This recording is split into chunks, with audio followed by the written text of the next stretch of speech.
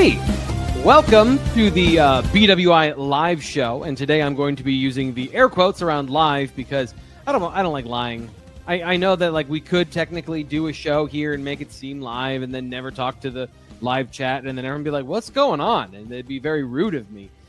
We are recording this on Monday because a whole bunch of things are going on Tuesday. Nate is here. Because Fitz is not here. We could not find a time today on Monday to schedule this all together so we could all be together. So Fitz is at the beach. You'll be hearing from him later in the show. But Nate is here to kick us off on a couple of different topics here on the BWI live show. And I appreciate everyone for understanding and for staying with us because this is still going to be a good show. We're not going to get to the same level of interaction as usual, as you may expect. But we are here to talk about some Penn State football. So Nate, again, thank you for doing this and accommodating the schedule that, some stuff thrown my way last minute. What's going on with you? How are you doing today? First of all, thanks for having me, as always. No, it's look for the middle of June, and this happens every year, right? You feel like, but then you get like a million interviews scheduled, and Penn State does a lot of stuff. They're so accommodating in the football program, setting up individual interviews, which I just happened to be coming from. I interviewed Nittany today. I interviewed Jim Knowles today, and I interviewed Drew Allard today. So lots of stuff. Big hitters there. Damn. That's the murderer's row right there. Yeah. Yes. So yeah, and obviously I'll use this opportunity to promote our preseason magazine that we do every year. It is an excellent publication. Matt Herb does a great job putting that together for us. But yeah, now's the time where in my head, it's like, oh, well, how hard is it to interview people? Not at all. It's great. I'm just talking. Can I just say, I'm going to interrupt you here. Yeah. So this is something I've noticed over time. Nate's superpower is interviewing people. I listen back to Nate's interviews to learn lessons about how to make people comfortable and have this conversation, which is awkward because they're being recorded and they know it. And also it's a question answer format. It's not like you're having a conversation.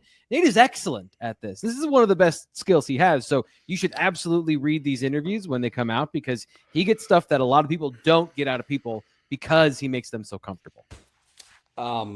Can I fill you in on my secret? What's that? Yes. I mean, hopefully my mom is not listening right now. I have a sailor's mouth in interviews. It's just your boyish charm and then the salt water that comes out that puts people off guard, huh? I like, it's almost like right? Where it's just like, oh, and I can hear it. That tends to relax people once they know that anything that I'm saying cannot be played in public. FCC rule, right? Like none of this is suitable to go to public airwaves, so they can feel a little more relaxed and hopefully feel at ease talking about the subjects of the day. What were the subjects of the day today? First off, I want to ask you about Drew Allard because one of the things Andy Nittany, when I talked to him last, was that Drew is in the best shape of his life. Yep. He's, bigger, stronger, faster, maybe. I don't know. So how did he look like all that? Yeah, he's all of these guys are impressive, but he does look different. What's the neck? Those are traps. Yep. They're big. They are.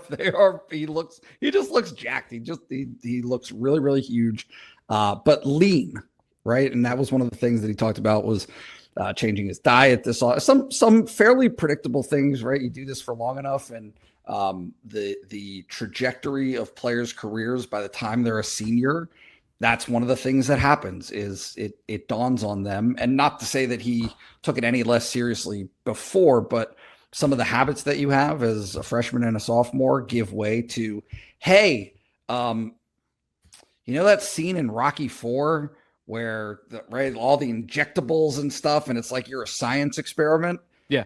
It's that without the injectables. Right.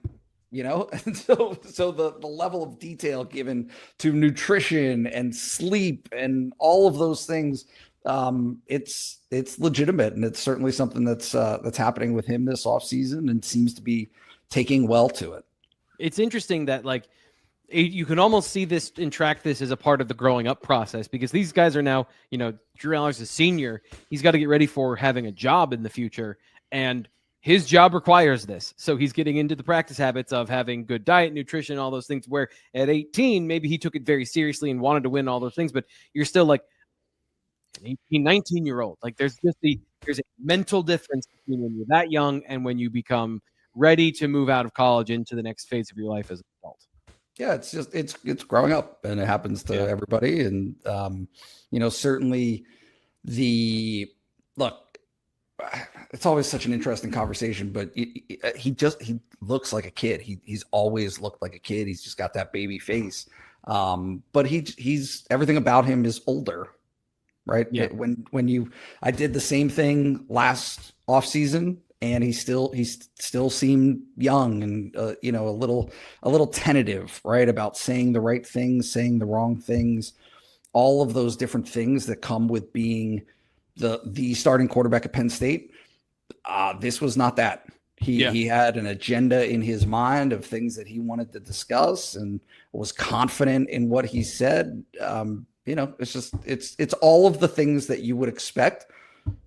No drama, just, hey, this is the opportunity that's ahead for Penn State this season. This is his role in it. This is what, how he identifies his place in the opportunity that they do have. It was all positive stuff from Drew Aller today. So you talked to the coordinators as well. What were the discussion points that you kind of want to preview here from Andy Kotelnicki? Yeah, I think Andy, and this is something that came out of the conversation with James Franklin as well, is just this notion of Tyler Warren was the best player on the offense last season. And so they would have been crazy not to get him the football. And they did, right? They directed resources and opportunities his way disproportionately, I think you can argue, and overwhelmingly to their success, right? Like it was all of those things. The plan of attack that they made and followed through on were good for Penn State's offense. This year, it's not going to be that.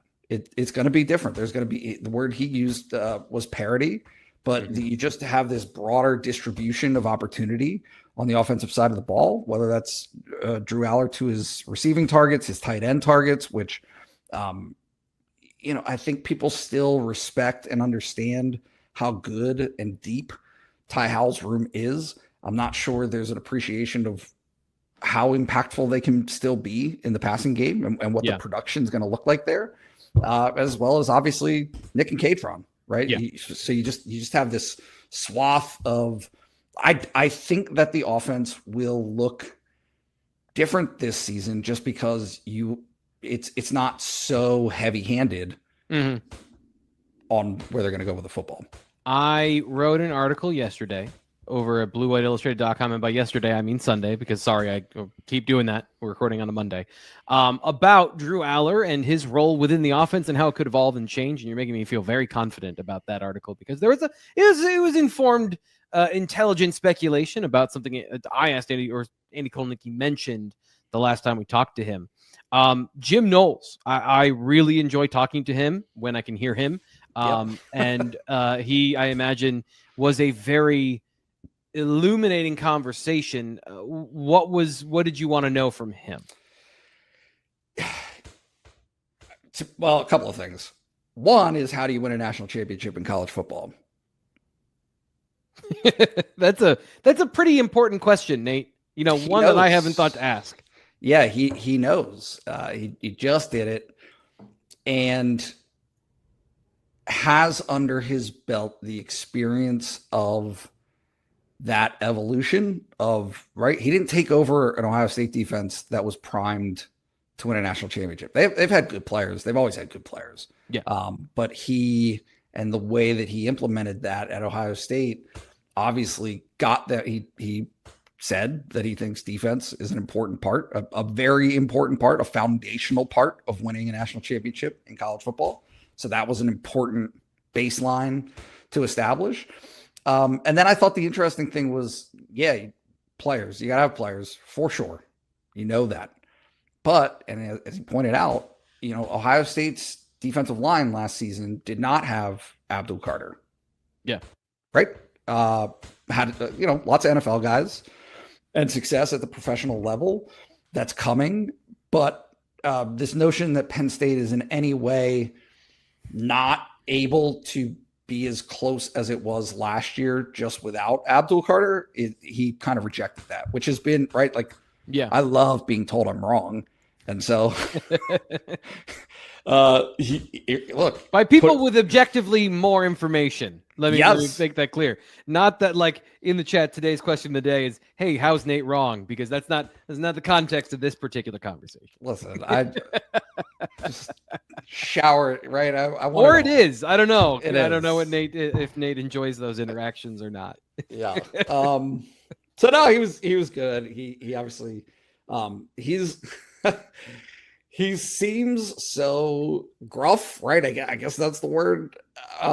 But is really more forthcoming than I think he gets credit for, and was very open and honest about what his experiences were at Ohio State, how he felt like those things came along, and then importantly, where Penn State is in that process. And I'm happy to spoil the punchline of what's coming, but he thinks Penn State's right there.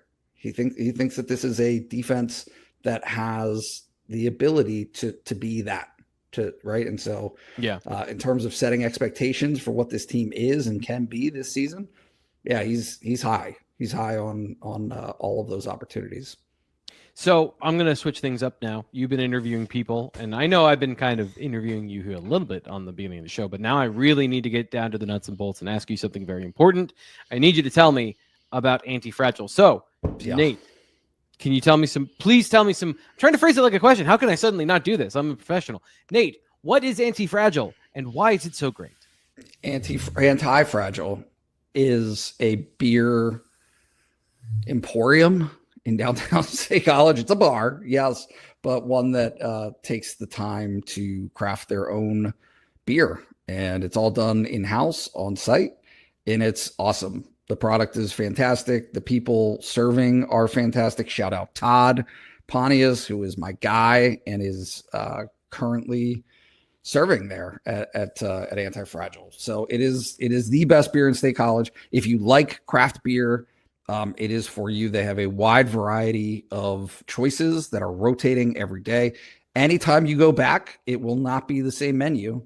So if you are a Cracker Barrel fan and you want the same thing on the menu every single time, then it's not the place for you. But if you have a more adventurous spirit and you are up for trying the best of what these local purveyors of beer have to offer, it is absolutely the spot for you. I will mention that my wife asked me, Father's Day yesterday, was like, hey, what do you want for dinner? What is on your mind? How can we craft this day for you? I'll tell you how. Cheesesteak? I said I wanted a cheesesteak. Nice. I wanted a cheesesteak from Anti-Fragile. John's John out front. The best cheesesteaks in State College, right? And it just sounds so like lip service. It's not. They truly are outstanding cheesesteaks and beer. Didn't have any beer yesterday, but did have a cheesesteak, and it was an awesome way to close out the U.S. Open. Yeah. Oh, we almost got through this show without talking about my Thursday comments. By the way, before I get to that, if you want to know more, you can sign up for their newsletter. They have just announced that they're going to be expanding, which I'm super excited about. So keep looking out for more of that. And they might have the capacity to keep some of the things on the menu now if they're going to be not brewing everything on the footprint, if they're going to establish a larger brewing site. So they'll have a couple more locations, all that great stuff. Don't want to get into all the details just now because I do have to talk about this, Nate. Quick detour off of the beaten path. We had a conversation here on Thursday when you and Fitz went down to the U.S. Open, And then Ryan was talking about golf. I didn't realize Ryan was into golf. And part of this is like part of this conversation. I'm not trying to give away all your secrets, Nate, but I've listened to Nate interview a lot of people, and he talks about golf in almost all these interviews. And I had just come off listening to Nate talk about golf with about 6 different people, and then Nate being at golf, and then Ryan talking about golf. And I am not anti-golf, but I just had to say, like, I just don't care about golf. But really, Nate, really, I'm just jealous that I don't have that in with people, right? Like that thing that if you golf and you know somebody else that golfs, you immediately have 20 minutes of compatible conversation to get on the same page. And that is truly what that was about the other day. Of like, sure, I don't care about golf, but really, it would be nice if I did. Can I I don't want to embarrass anybody. Can we we're detoured now. We might as well. Oh yeah, we're fully off the rails. So I'm a father. I have a daughter who is young and is getting into play dates, right? And so Saturday she had one, and it's just this was very amusing to me. We live in a university town, right? And my deal is Penn State football. And so like along with golf, but maybe even more than golf, like the easy icebreaker is Penn State football. Oh yeah. Right. It's just, sure, that's easy. We can talk and I'm happy to do it. Right. I'm happy to have those conversations. But I did not know the parents well of my daughter's play date. These people are brilliant, like actual, right. Doing like water projects in remote communities in Africa, right? Like all of this, like very brilliant stuff. And I'm like, I think Drew Aller is going to be good this year. Have you considered NIL? Like there was I could not bridge that. Yeah. Well, no, and I felt so dumb. I was like, you guys are right, like doctors, professors, all of that stuff. It's like, man, we are so silly what we do for a living. It's fun, but there are other stuff out there. I'm gonna up my game on what I know about parasites in Ethiopia. That is a very specific thing, but I wish you well. You might want to talk to those people. It sounds like they're the people to talk to about that. Experts. They might be one of 12 people on the planet to talk to about that. You are, as you just mentioned, football is our jam, and I want to get to the BWI mailbag. We don't have time to get to everything today, but I do want to get to this one because I think this is a fun conversation. Poncho 570. Speaking of NIL and the doomsday of college football, I think we're headed towards super leagues. I think that's a general consensus among people who've been looking at this since the very beginning, that this is going to turn into the AFC and the NFC between the SEC and the Big Ten, and the hybridization of college and pro is going to happen. Poncho 570, he has 2 questions in the same question, so I split them up, one for Fitz later and one for Nate here. What are the next 4 teams that make sense to add to the Big Ten? I think this is a perfect Nate question because he can balance the value of the program versus the value, the fact sheet value of the program. So Nate, where would the most valuable teams reside for the Big Ten? The ACC. The ACC. Does that include Notre Dame, or is that Notre Dame separate? Yeah. No, I think I haven't given this a ton of thought, but I think Florida State makes sense. I think that Clemson makes sense, and I think that Notre Dame makes sense. The fourth, I don't know. I think that part of that conversation that's not getting as much attention is the idea of contraction. Mm-hmm. You mean I don't know that Northwestern's invited. You know, like that's they're spending a lot of money on a stadium for that to be. They are. I don't know that they want to be invited, right? That's kind of this. You just have this conflict that's just below the surface, and maybe it's more public at this point. Of like, hey, this is $1 billion industry, an entertainment product, but also one that's married to higher education and there are some schools out there that are really serious about academic pursuits that have a level of discomfort with what this has all become. Where does North Carolina fit into that? That's a great question. Because there's the hoops angle with that as well. Because I know that I think for some of these schools, there's an internal conflict too of like, we really value education, but we also have this incredibly important product in football specifically, but also basketball, which is, not here at Penn State, but also a major consideration when you're talking about the value a school can bring. And the ACC obviously has more of those than other places. Not Miami. You think Miami would be an SEC target? Sure. That's more of a fit? It might be. I don't know that it matters the specifics as much as it matters that it happens. Okay. And to be honest with you, I mean, that was part of my conversation with Nittany, and he was very open about it. Just, hey, this, we all see where this is going in that profession of college coaching.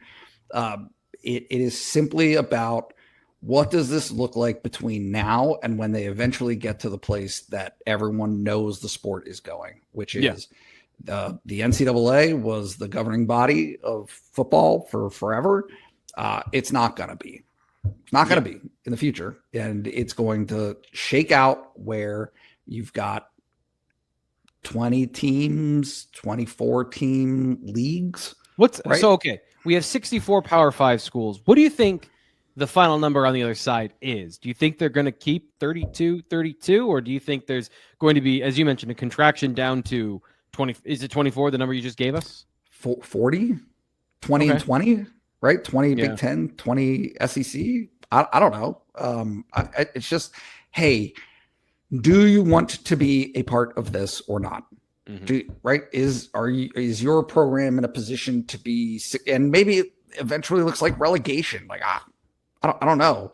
I just think this idea has momentum of getting to a place where there are rules, which is not the current environment. The current environment is ruleless, gutless, toothless anyway.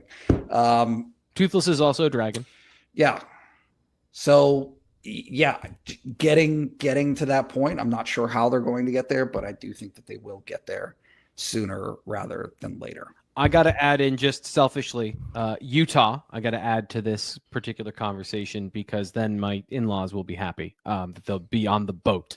Because this is the thing, the Big 12 is the leftovers right now. It is the leftovers of expansion and contraction of the Pac-12 into nothingness, and then, of course, the Big 10 expanding into that territory.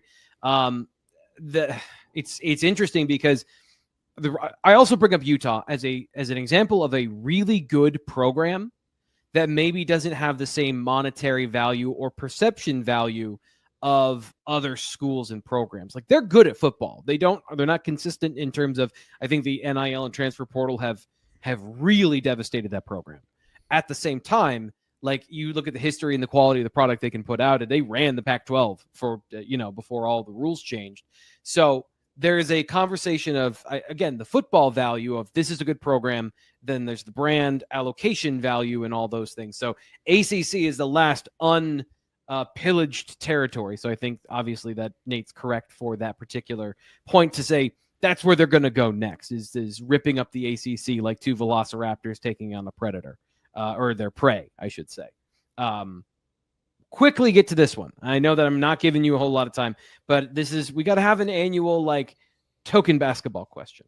Sure. So MRMK5110 says, big picture question for Nate. Recent surge of what appears to be NIL support for the hockey program with the recent commitments and rumored commitments of another top prospect. I don't know him. I apologize. Is this specifically a one-off for hockey, or is this a signal of interest in increased support, maybe even for the basketball program, Nate? So is hockey on the way up? Is basketball riding the coattails? Is there broad-based support to give NIL a chance for some of these other non-football sports at Penn State? MR Mike Rhodes. He's coming to the message board to ask you that question. What's our budget going to be? I think that and I'm just pointing to public comments that Pat Kraft has made, and he made them in February about timing and trajectory of programs and how the investment looks. I think that hockey is hot right now, and so it is worthwhile to, invest resources into its success. If you're right there, if you can win championships, if the program is in a position where it can compete for championships, I think he wants to invest in those programs. I think that you're going to see that in terms of how the athletic department divvies that up. I also think that hockey, given the donation for Pagula Ice Arena in the first place, says that it's a comparatively small investment to be extremely competitive in hockey than it is in men's basketball. Yeah. Yeah, for sure. Is right. And I've talked about this before, but I think that the investment in basketball NIL is the highest it's ever been at Penn State. Right. That's unquestioned. There's no debating the nuts and bolts of that. I think there is a worthwhile debate to be had about whether or not that's enough against what other programs are investing. Yeah. Yeah. It's a hard space to live in because the gap between the middle of the Big Ten and the top of the Big Ten, and the way that the top of the Big Ten is spending and invests in player acquisition and the value of their rosters is just very different. Just way more than what Penn State has or wants to spend on the product. You're getting an extra couple minutes bonus here on the BWI live show. Because just as of now, I know what we did with Fitz earlier, even though Fitz is coming up next. So enjoy a little bit extra of the conversation today. Normally what happens at this point is I kick Nate out. We do Fitz's recruiting update. Then he comes back at the end of the show and we all hold hands and sing Kumbaya and exit the show. But that's actually it for Nate today. He gone, and we're coming up with Fitz on his recruiting update right now.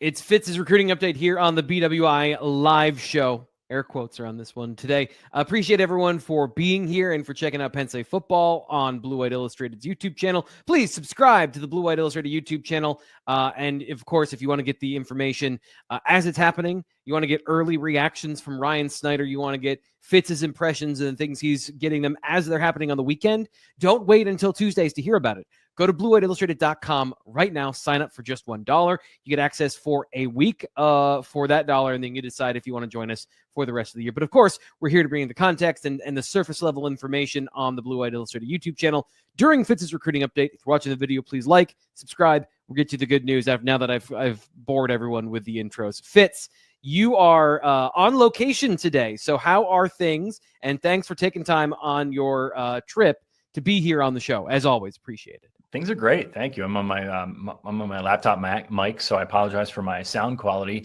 I like your little don't wait until Tuesday to find out. That's a great pitch. And it's also me crossing my fingers because we're recording this on a Monday afternoon and recruiting moves so fast that don't wait till Tuesday to find out, please. No, another busy weekend for Penn State. Hosted a bunch of official visitors, a couple of commits among that group. But it was a busy time, and headlining that group, 5-star Emmanuel Iheanacho. That was a big one. T. Frank, what do you think? Do we talk OVs first? Do we talk camp first? You're rolling the clips. Let's talk OVs first. Yeah, let's do OVs. Iheanacho was in this weekend as the headliner, as we said. This is a big guy, 6'7", maybe 380, 390, something up there, which is like, it's a lay person's 330. I mean, he's built so massive that you don't really notice it, even though, he's probably gonna have to shave a few pounds when he gets to college. But Penn State, as I said for a long time, right in this mix to an extent.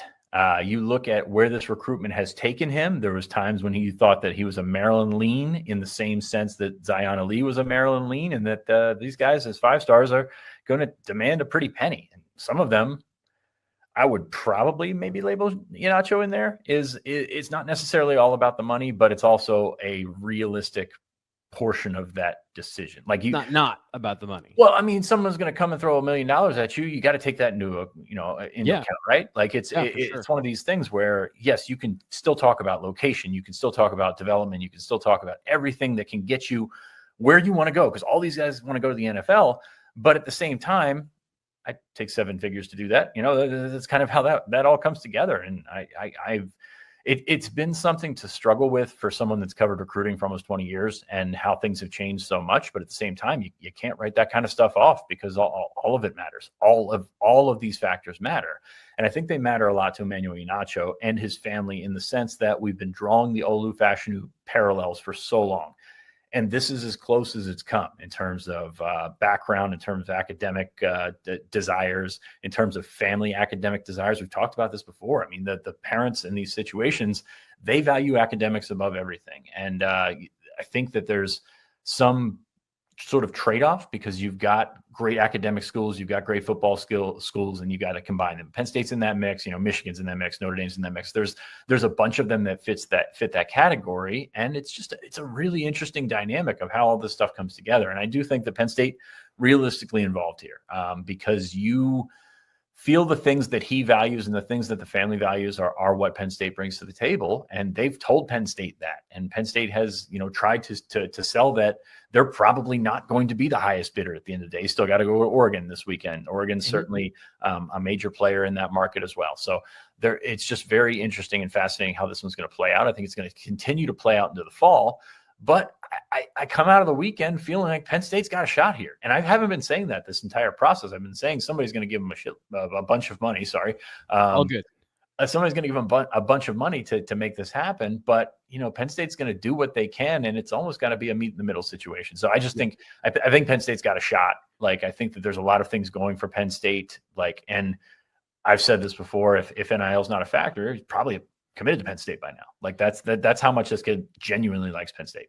Can I just because I'm fascinated and also hung up on the size thing and Mekhi, I'm giving it away, but I was thinking and watching and listening, and you said he's somewhere 380, maybe even 390. I was trying to come up with comps in my head, and Olu Fashanu is the comp in terms of the personality and the background and kind of the family dynamic. But the guy that comes to mind in my head is Mekhi Becton, 6'7", 364 pounds, 35-inch arm length. All those watching film look like an ideal situation for Emmanuel Iheanacho. So from a talent perspective, do you think that these are reasonable goals for what he could be? And I guess where do you come down on? There is a size aspect to this that is positive, but there is also an outcome where the size aspect might be negative. And I just wonder, like, let's put the stars aside, in that conversation. When we're talking about the athlete on the field, where are the range of outcomes for you? Playing at that size, being successful at that size is an incredible outlier. Let's start there. Like if he's going to make it, he'd be an exception to the rule. You mentioned Becton, DeJuan Jones from Ohio State a couple of years ago. I think he's with the Browns now. Another one of those guys that's just naturally massive. And like I said, his 390 is probably 330. You put 330 on a regular offensive line prospect and you say, okay, he's got to drop some weight, but he'll be fine. I think that he'll be able to carry a massive amount of weight, maybe 370, something like that, 365. It's so hard to judge because that number is so foreign to us because we don't see it happen often. So I think he can do that. I do think that size may limit him a little bit in terms of position versatility. You've labeled him as a right tackle or potentially a guard at the next level. I think that's right. I think that's that comes into play here. And this goes back to beyond size. Jackson Cantwell just got a bunch of money to go to Miami, right? Like that is not a state secret or anything like that. Iheanacho is a 5-star prospect, I think number 3 in the country by the On3 industry rankings. So he's going to drive a high demand, but also like, can he play left tackle, the premium position in the NFL? Now, we probably get hung up too much on left tackle, right tackle in terms of those things because they're both very important. I mean, you want to guard your front side just as much as you want to guard your backside. But you look at this and say, okay, does this guy fill every box for? And I think Jackson Cantwell might do that. He can probably play all 5 positions.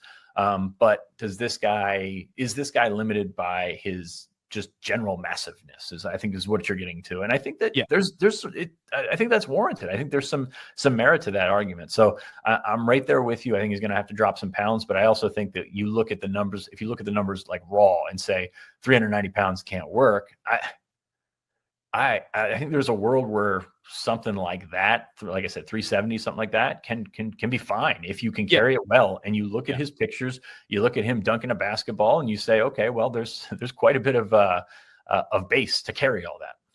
Yeah, absolutely. And I think it's an important nuanced conversation when we're talking about somebody that, when you talk about the perception of the recruitment and the perception of, if Penn State were to miss on this guy, that it's this absolute failure, given all the things you said of it makes sense and it fits. And I just think that I'm glad we have that conversation in a kind of real sense, as opposed to just the recruiting perception sense. So I know we took a bit of a detour there, but where else? And by the way, Fitz put all this out in his S Zone, or some of this out in his S Zone, which you absolutely should go read.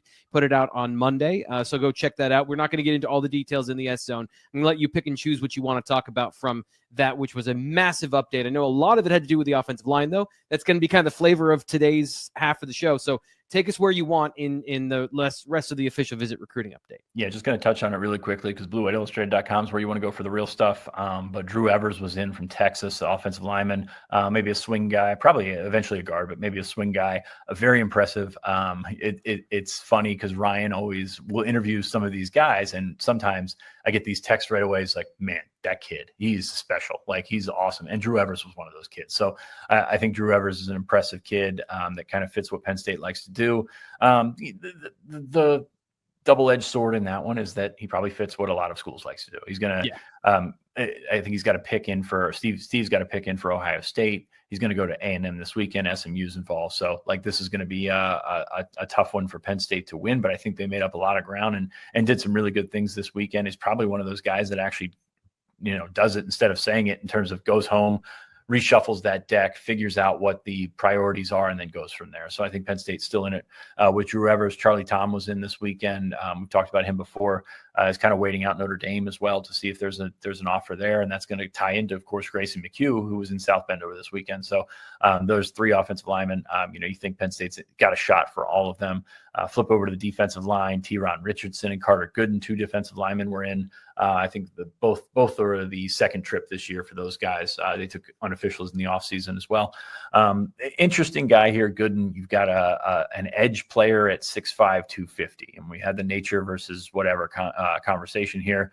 That Penn State has, I'm not sure they brought in a defensive end that's been that big, but he wants to play defensive end. That was kind of a holdup. He canceled his Penn State official and then put it back on when Penn State kind of met him in the middle here. So I'm going to be really interested to see how the Carter Gooden, a lot of Carters, by the way, in this cycle, how the Carter Gooden recruitment continues to play.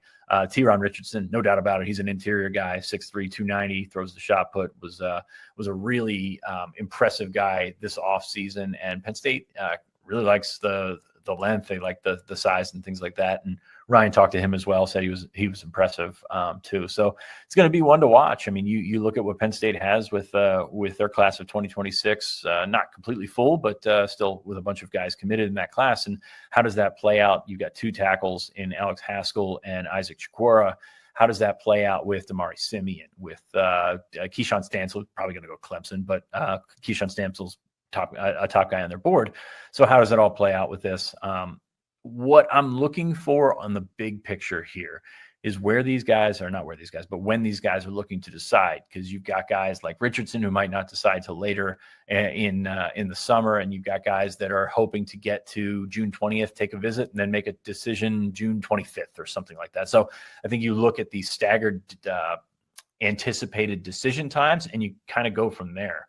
Braden Fogel was in this weekend, tight end from Ohio. Penn State just offered recently. Georgia and LSU also hosted for visits. So he's a guy that's kind of been flying up the charts in terms of offers and things like that over the last couple of months. Of course, Penn State still going to host Pierce Peterson this weekend, tight end from Minnesota. So, I mean, very busy weekend. A lot of sort of chain of event type things, or cause and effect type things. Guys that might be on the board, and you're watching one guy and you're watching these other guys and trying to figure out how that all stacks up. You can read it all bluewhiteillustrated.com. I suggest you check it out. It is more my 2,700 written words were more eloquent than my rambling here and there and this guy and that guy that I just went through. So it's off the top here. I love it. Yeah. I mean, it is legitimately off the top of my head right now. So that's where I'm going with that, because I have all my camp stuff written down, and then I just kind of went and riffed with the OVs. But like I said, don't wait until, or like T Frank said, don't wait until Tuesday. Check it out on bluewhiteillustrated.com. Also, Ryan has had some stuff up since those visits took place and since. I got you. Hold on. We'll reset here in a second. Of course, there was no camp. Normally, the rhythm is Friday. There's a 7-on-7 camp, and then Sunday there is a prospect camp. But of course, it was Father's Day. So, by the way, happy belated Father's Day to you, Fitz. I know that part of the weekend was also going away and being with your family. So, appreciate you get the chance to do that. Taking a couple of minutes here from the kids. But on Friday, we were both at the 7-on-7 tournament, which this one was really interesting because there was more than just the 7-on-7. There was more than just the big man challenge. A couple quarterbacks were in town. So tell us a little bit more about what was going on with Penn State on that front and what you observed when you were there. So I'm a rules nerd. So here's the rules explanation for that is Penn State has their camp day. So they're doing the 7-on-7 and the big man challenge. So bring in your team camps, but also it's an evaluation day, and Penn State our college teams only get 10 of these per June. Or I guess after Memorial Day, it doesn't matter. But you only get 10 of these. So if you're bringing in a big camp of team camp or whatever, you can still have guys come in individually and work out. Peyton Falzone was up to work out and throw with Danny O'Brien. Trayvon Towns was in 2028 from California. CJ Cipher from Carrollton in Georgia was up, 2029 prospect. So Penn State was able to bring these guys in that maybe it just fit into their schedule or something like that, but they could also have a little bit of a private workout with Danny O'Brien. By the way, Penn State offered Keegan Croucher on Saturday. He was in town. He was not part of this camp contingent, but he was in town, walked away with an offer. 4-star quarterback from New England. Penn State likes those guys from New England. But also you got on the other end Dakota Garant from Michigan, a 2027 prospect who is top 30, I think, overall in the country. He looked really good. He's top 30 prospect. He should, but he looked really good as a wide receiver. So you bring these guys in, you get to throw, you get to kind of put them through the ringer, put them through a workout that you would do with your typical quarterbacks and see how they respond. The two young kids I thought looked pretty good. Falzone still, I think, very much a work in progress, but he is working and he's been back all the time. We kind of chatted with him for a bit. He said, I live here now. I live in State College now, basically. So the Nazareth quarterback is he's committed to getting better. He's done so with Brad Mandler, and now he's trying to do so with Danny O'Brien. Yeah, I got a chance to watch a couple of his throws, and I think just comfort and rhythm are the things for him when he feels comfortable and he's focusing on that rhythm of his new throwing motion. I think it looks great. It's just that there are those moments where whatever interrupts that, kind of sets him back to where he was before. And those things are, I think, a natural progression, but we'll see how that continues because eventually it has to become 70%, 80, 90, 100% the other way. Right. And we're in the middle of that process. And this is kind of just a quick thing because I want to get to the rest of what you got to say here. It's almost like the way we're following this, if a freshman has to play early in his career, where you're seeing all the bumps, you're seeing all the warts, you're seeing all the things that the finished product, if things went the typical way, you probably wouldn't see all these things. We didn't see Drew Aller go through this transformation because he did that as a 3-star recruit that wasn't committed anywhere. And then suddenly he became the 5-star once he was kind of working on all those things. So, keep that in mind whenever we have these conversations about Peyton Falzone. Okay. So the rest of the camp, what jumped to mind for you? Yeah, I mean, you look at the team camp, and it was a good one won by Middletown out of Delaware. It was almost an all Delaware final with Team Elite coming up from that general area. Middletown's got some really good 2026 and 2027 prospects. Maybe not Penn State level, but the guy that Penn State's looking at a lot, Tyseer Young, is a 2028 who's a linebacker right now. Very curious to see what he grows into. If he continues to grow up, then you've got a defensive end on your hands. He's got incredibly impressive lower body in terms of like what you kind of see what he could be just based on like what you think he's going to grow into there. Imani Christian was there, David Davis, Gabe Jenkins, Harrisburg was there, Messiah Mickens was there. I was impressed, and I kind of caught the end of the 7-on-7. Cade Cooper from Malvern Prep, 2027 wide receiver. who you just kept looking up and he kept making plays. And I've been a fan of Cade Cooper for a little bit now.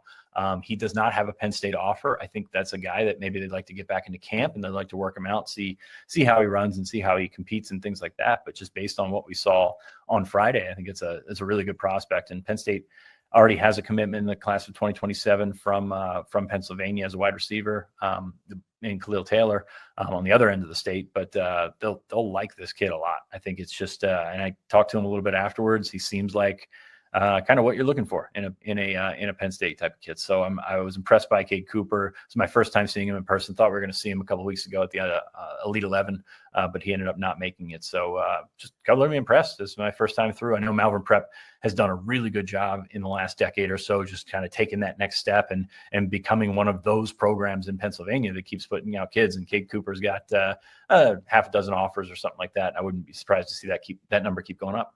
Yeah, and they got a couple guys in 28 as well, I believe. So, up and coming talent on that particular roster.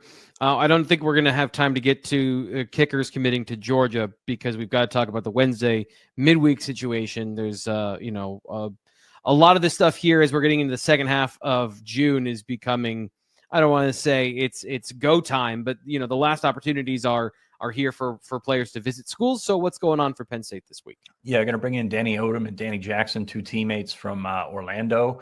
Danny Odom's actually from Farrell, PA. So he's a Pennsylvania kid, kind of similar to Dorian Barney. Didn't spend all of his life here, but moved down, went down south, formerly committed to North Carolina. He's kind of taken off in the last couple of weeks, actually the last couple of months, I guess we'll say. Clemson, Ohio State have come through. He's a 4-star prospect by On3, a 4-star by the On3 industry rankings. And he camped at Penn State last July, earned his offer then. He was committed to North Carolina, as I said, and it's kind of taken off. I think he had 2 picks in the spring game. They played Lake Mary, which has Notre Dame's quarterback commit in the 2026 class, Noah Grubbs, and he picked him off twice. So teams were like, oh, this guy, let's take a look at him. So went to Clemson for an official visit. He had one scheduled to Penn State that weekend, but pushed it back to this weekend. And now those two teammates are going to be on campus this weekend. We have Darius Gray listed as an official visitor, highly ranked, fringe 5-star interior offensive lineman. He ain't coming to Penn State. So that's where I'm at with that week or this week coming in. And then you've got a last weekend of official visitors. And then you're counting down to the dead period with a couple more camps for Penn State. All right. So again, follow along at bluewhiteillustrated.com. We'll have updates from those camps. And of course, our awesome reporters, Sean Fitz and Ryan Snyder, will be getting you that reaction and information from what happens during these visits, both midweek and whenever the next one is, which I think is this weekend as well. But I don't want to say that out of turn. So pretend I didn't say that. The next thing, of course, by the way, make sure you subscribe here to bluewhiteillustrated.com, Blue White Illustrated on the YouTube channel, and like the video. Always appreciate that stuff that helps us out grow the channel. Okay, let's talk about the something that I found really interesting. We're still kind of parsing through and dissecting and then regurgitating in the best and most informational way possible the various conversations we had with the Penn State staff, which happened in early June. Phil Trautwein is a guy that had a lot of interesting information for us. And I wrote over at bluewhiteillustrated.com last week, kind of taking what he said and then virtually putting it together, on paper in terms of, I think we all know what the starting offensive line for Penn State is going to be. At least that's the projected starting lineup that we expect, with 4 out of 5 players returning and then a right guard competition open, although Cooper Cousins has been dominating that combination so far. But what Phil Trautwein had to say about the versatility and getting the best 5 players out there, I found really illuminating, because Fitz, we don't see just one lineup during the year. There are plenty of combinations that happen in a game, if depending on who they want to get on the field, what happens during a game situation. So I just went through and I put a couple together. So we're not going to get into all those, but what I do want to talk about is some of the things that have happened and some of the things he said, specifically about Anthony Donko, because I find this fascinating. He said this in the spring, and he reiterated it again in June. Anthony Donko started his career as a guard and moved to right tackle and had a breakout first half of the season, 5-6 weeks. It doesn't mean that he didn't play guard before, and it sounds like that is on the table. So what are the situations and circumstances where that makes sense to you? And how would you, what would your ideal lineup be? all things aside, what would your ideal lineup be for the Penn State offensive line? So this is one where you sit down and you have this exercise of building a 2 deep, right? And you've got you feel pretty good about tackle with 4, maybe even 5 guys. But then you move to the interior and you're like, okay, well, we got to shift around here, especially with JB Nelson leaving. How is this going to work? Because it's not just first team left tackle, second team left tackle, first team left guard, second team left guard, center, et cetera, et cetera. You're, and I can't believe I'm saying this covering Penn State, but you're probably your top guys that are interior fortification pieces, your depth pieces there are probably tackles. And mind blowing. Just like, is there confetti that we could put out here or something like that? We did it. We got there. But no, you look at not only with Anthony Donka, I think Nolan Rucci could probably play in there as well. Javen Williams is a guy that we've said all along, probably a better eventual guard than tackle. Yeah. And if Egan Boyer's ready to go, then you've got 5 tackles and you've got 2 of those, maybe 3 of those that can eventually be guards. Drew Shelton has played some guard in his career. So like when you're going about fortifying the line, it's not so much that TJ Shanahan is next up as the third guard or whatever you may say. Right. Your third guard's probably a third tackle, maybe a second tackle, something like that. So I think that's probably the most fascinating dynamic of this because you've got moving pieces more than just elevating pieces. And that means your second center is probably Venga Iwane. And how does that open up a left guard or open up the left guard spot? Does that open up for Javen Williams? I think that makes sense. The right side of the line, does Cooper move back to left guard? And does that slide Donka down to left or down to right guard? It's just, there's so many moving pieces. It's a good spot to be in. I'm not gonna lie. Like they struggled to keep everyone healthy in the spring, but I think you're going to have that because you're going to be on the cautious side of injuries in the spring. You're going to not want to put your guys out there. And plus, when you've got a long-term injury like Anthony Donka had, you aren't going to see him at all. So I think they're in a good spot. I talked about when losing JB Nelson, that it was a big blow to their depth, and absolutely it is from a linear standpoint. But when you talk about how things actually go, and you said you're not going to see the same combinations over and over and over again, and the way that Penn State is cross-trained and the way that Penn State has been flexible with these guys has really put them in a situation where it doesn't necessarily matter who that next guy going in as. That guy's probably going to have some sort of experience. Yeah. Yeah. And or they're a guy that has earned the opportunity to get experience. Right. I think I'm curious because I went through the combinations, and if you are now including, because we have to, Anthony Donko, Nolan Rucci, both as guys that need to see the field, they've earned that time on the field. It then puts Javen Williams in a position where maybe he's the 7th offensive lineman, the 6th offensive lineman, and that's a wild place to be in for a guy that has had such glowing reviews from the spring, right, and a guy that was, for all intents and purposes, starting for this offensive line in the first half of the year. And then he might be a guy that sees the field occasionally. I want to talk about one other part of this because I think this is an interesting point that I've been kind of picking at since February when Nick Dawkins returned. The veteran center has been something, it seems, historically, James Franklin, throughout his timeline, really wants an upperclassman playing that center position and somebody that's gotten in-game reps the previous year before. So you mentioned Venga Iwane at center. I guess so. 2 questions that I have is Venga a guy that could go to the draft after this year? Do you think he'd be a guy that would have a high enough level of play that he would not be here for what would be his redshirt senior year? And more to the question, would you see him as the backup center this year for if something happened long-term or through a full game for Nick Dawkins?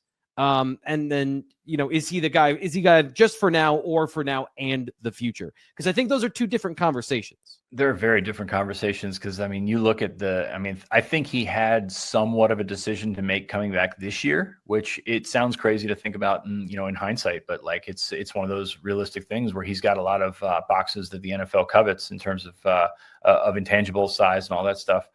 So you've got a decision to make at this point. So yeah, I would probably lean. Usually when you have a decision to make one year, the next year it's not as much of a decision. If he plays well this year, it makes sense where he would go. Also, he's from the West Coast, so this is that's also a factor that needs to be brought into this, is that he's not necessarily stay home and win one for the Gipper type regional guy. And I think that whether you have an opinion on that doesn't matter. Like I think it makes sense for him because he's been here so long, he's so far from home. Right. Whatever. But yeah, you've got a situation. And I think probably is the long-term guy because it's easier to cultivate a guard. And your backup center on paper right now is Dom Ruley, who I love. Dom Ruley. I think Dom Ruley's awesome. But is he going to be a guy that plays in 9-10 games for you constantly? Probably not. So I think you see Venga, who, as you see, if you're watching on the YouTube channel, is he's broad. Yeah. He takes up a bunch of space in the middle there.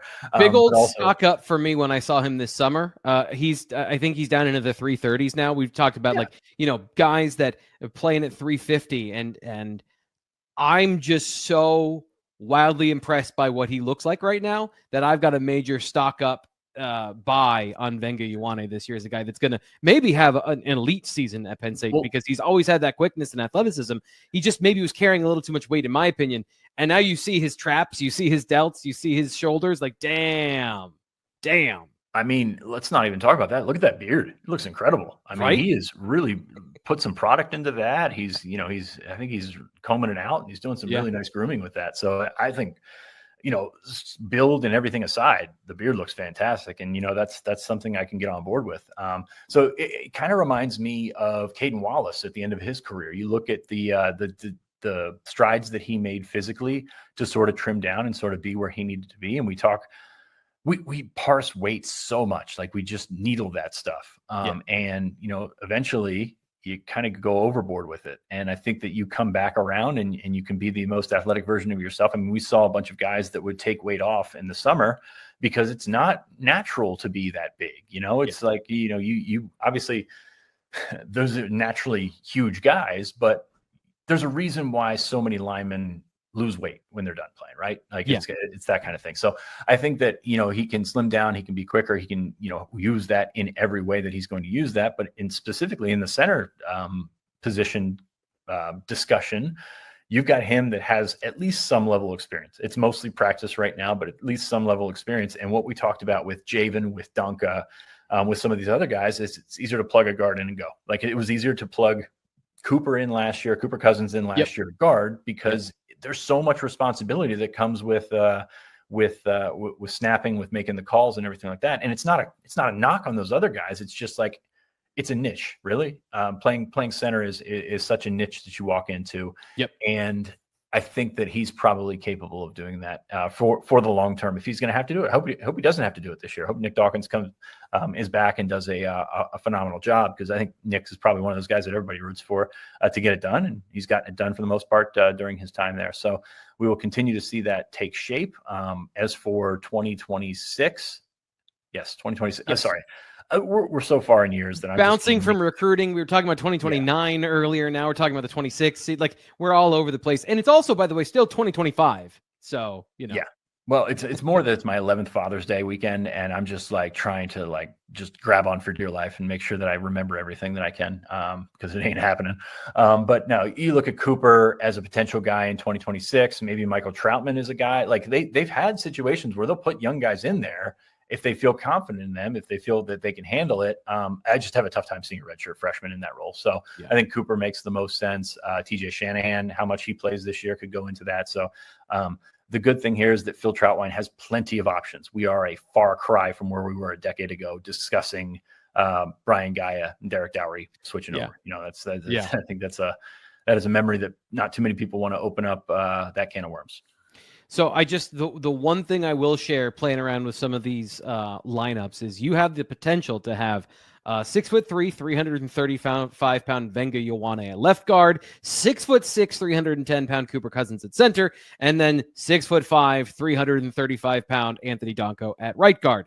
I don't know that I've ever seen Penn State have an interior with that much beef, power, and explosiveness all in one lineup, not to mention the tackles that you would have out there in terms of like a 6'8" right tackle. So no matter what the combination was, I didn't find one where I was like, you know what, this doesn't really work for me. They all seem to really work pretty well. Yeah, and I'm excited to see the development of guys like Javen, guys like Egan Boyer, and how that sort of meshes with what Drew Shelton has done so far. And I think Drew Shelton's in line for a pretty good year. Like we talk about Katron Allen not having the offseason, and I think Drew Shelton's kind of been in a similar boat. He had to grow up really early to play as a true freshman, to do all those kind of things, and then kind of took a step back because Caden Wallace had the year that he had in 2023, and then all of a sudden thrust back into the role left tackle, but he was also coming off an injury where he missed the offseason. So I think getting an offseason for him is an important step. I think I don't want to call him a polarizing player, but like, I don't know that people know what to expect from Drew Shelton, but I expect him to be a pretty solid piece of that offensive line. Yeah, for sure. So again, if you want to read more about that, or you want to have conversations, maybe you want to have an offensive line lineup challenge with us, bluewhiteillustrated.com message board is the place where you can go and have that conversation. So we're coming here to the end of this very unique BWI live show. And I wanted to get a mailbag. We did a little bit of the mailbag early. We're going to do a little bit of the mailbag late with Fitz. So here's the question from Poncho570, which I adapted a little bit for here. If Penn State had a protected rivalry, which team would it be, or who would you want them to play? And I use the want because, as journalists, we aren't fans of the program, but we also have feelings and opinions on stuff. We enjoy and love football, and the football we watch all the time is Penn State. So I wanted to open this up a little bit for you to answer how you want in terms of that protected rivalry, a game that if Penn State were to play a game every single year on the schedule, what team do you think would be a fun match? What do you think would fit? Yeah, I'm an unbiased journalist in this topic in the terms or in the same way that Bobby Heenan was back in the day. You're looking at strictly selfish choices by me here. I'd like to have a protected rivalry with Colorado. I'd like to go to Boulder every other year and just spend a week. Could say the same for Oregon. Could say the same for Washington. Something like that. Maybe like September low. Yeah. What it comes back to for me, you look at the regional opponents, you look at the regional possibilities here, and there's not much of an argument for any of them, really. Rutgers, Boston College, Syracuse, Maryland, Pittsburgh, like all those ones. I think that, Penn State has grown at such a rate and is now in the Big Ten where, yes, of course, Maryland and Rutgers are there too, but it's different, right? It's different. So the only one that kind of gets me there is West Virginia. And that's just like the nostalgia of the last couple of years, because I thought it was a ton of fun, like having West Virginia on the schedule the last couple of years. I think they're probably a step above, and I know they've been bad lately, but they're probably a step above in terms of what they can bring to the table in terms of a fun rivalry or something like that. I'm looking in the Big Ten, and of course, Michigan's there, whereas you've got Michigan State as the de facto rivalry that's kind of gone out the window. I know you've mentioned Iowa in the past, which kind of makes sense, although the geographic proportions of that are pretty tough. Notre Dame. Hey, why not? Let's. I know people hate Notre Dame, though, right? But because like all the programs that you would say, like Ohio State, Michigan, obviously are the most contested series with Penn State in terms of the excitement of the games, the stakes of the games, the familiarity. But they're already paired off. Notre Dame has 4 different rivals, right? Navy, Army, USA. It's exhausting having a conversation about Notre Dame and how unique and special they are. So then Penn State really doesn't there is not a comparable program on the list of teams that they've played recently that makes sense that have any sort of regionality. This came to mind, and it was a conversation I wanted to have with you earlier in the recruiting segment, but Clemson would make a natural rival from a tier perspective. And I know they won a national championship recently, but comparable program, comparable kind of standards and ethics or ethos, I should say. But they don't make it. They barely. I don't know the last time they played, so it doesn't make any sense. Right. I mean, you're either punching up or punching down. There's very, very little punching at your level, like because Penn State's on a tier that I think you see some schools that are above that, or some programs that are above them, and then you see an even great swath of schools that are below them in terms of that grand lexicon or the grand scheme of how everything works out. So it's a tougher question than it should be, and it's a selfish answer for me to say Colorado. So no, I mean it's tough to rationalize, and then you get in the Big Ten, and you got schools that are I guess probably 3 to 6, and that makes sense. But now half of those schools are out west, so I don't know that there's an answer to this. Penn State, while being on the level that it's on, is still the beast in the Northeast, and with that comes dominion. Don't want to schedule all these other schools. Dominion over all the rest in the Northeast. But here's the thing: is like eventually this is all going to get nationalized. So these rivalries are going to be like the Cowboys and the Steelers, or again, I'll be selfish here: the Bills and the Eagles. Miami and Buffalo are very far apart, but because you play every year, twice a year, that familiarity breeds contempt when you are in a conference. And depending on how everything lines up, who knows? But regionality historically, I think, absolutely matters, and it makes it juicier. Pittsburgh and Baltimore are regionally fairly close, right? But I think we'll see some of these things open up, which I guess the foil to me, the reason I've always thought about Iowa is because of how despicable they were in 2021. Like that sticks with me of like, you don't boo injured players that just lost potentially their career. Like PJ Musfer hasn't been the same since. Right. And like you booed guys coming off the field, like you deserve to be the villain. And if you want to be like, cool, you want to be that, then be that. So I'm, I have a special attenuation to those games watching them from then on. And I think Penn State, by the way, does as well. If you watch the way that they absolutely roundhouse kicked them the last time they came to Beaver Stadium. So that's why I always come up with Iowa, because there is that kind of friction between the two programs on kind of a level beyond just the winning and the losing and all those things. But that does it for today's show, Fitz. Any final thoughts, anything that you want to do before you get out of here? I know you're at the beach, so literally the thing you want to do is get out of here. So thank you for being here. The door has been tried to be open several times now. My kids are done with the show, so I guess I'm done with the show too. But no, it was a pleasure jumping on. Thanks for accommodating this. And just definitely check us out at BlueWhiteIllustrated.com. There's a bunch of stuff there. Get it first, get it right, and get there. So we appreciate everybody following along, liking the video, sharing the video, and sharing this, with your other Penn State friends, because I think that we do a wonderful job, and it's biased, but yeah, we do a wonderful job. So thank you very much for following along. All right. We will be back tomorrow at our regular live time, live. And I want to thank Fitz and Nate for accommodating. This is actually because I had something going on. I think this is all out of order, but I just want to say thank you to you and you and Nate again for making all this work and making sure we get everything done. And everyone out there gets what they want, which is you guys talking about football once a week here on Tuesdays. So that'll do it for today's show. We'll be back tomorrow. Talk to you then.